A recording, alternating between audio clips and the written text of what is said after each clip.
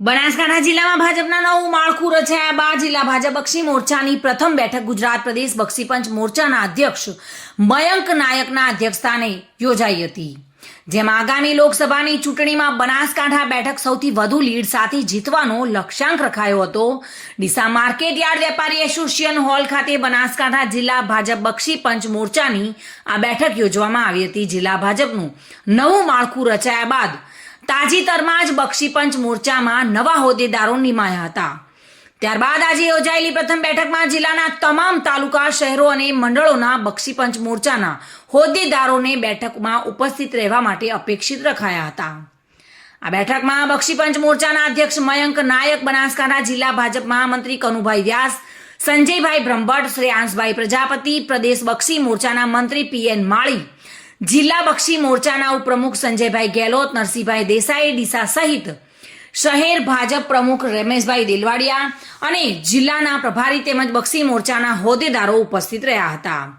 આ પ્રસંગે પ્રદેશ અધ્યક્ષ મયંક નાયક તમામ હોદ્દેદારોને આગામી લોકસભાની ચૂંટણીમાં માઇક્રો પ્લાનિંગ કરી સરકારની યોજનાઓ, વિકાસ કાર્યોની લોકો સુધી લઈ જઈ બૂથ લેવલ સુધી પહોંચાડી બનાસકાંઠા બેઠક સૌથી વધુ લીડ સાથે જીત અપાવવા માટે અનુરોધ કર્યો હતો।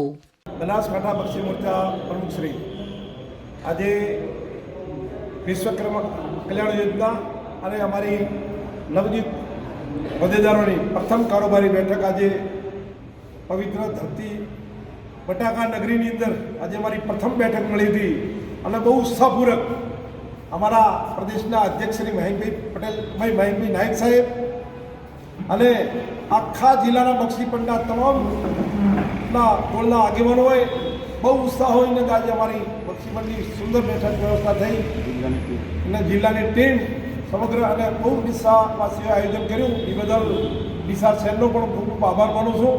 અને આજે એક સારા માહોલની અંદર બેઠક થઈ, એની અંદર મોદી સાહેબનું એક વિઝન છે એના માટે કે જે અમને સ્કીમ મિલી છે એ દરેક નાનામાં નાના છેવાડાના લોકો સુધી એને ઉપયોગી બની છે એવી સ્કીમ લઈને આવી છે, એ એનો અમારે પ્રચાર જન જન સુધી પહોંચાડવા માટે છે। એના માટે અમે બધા આખા જિલ્લાના બક્ષી મોરચાના તમામ અમારી ટીમ અને અમારા દરેક કાર્યકર્તા સાથે મળીને કરશું। બસ વસ્તુ ભારત માટે। Reena Parmar, today news, Banaskantha.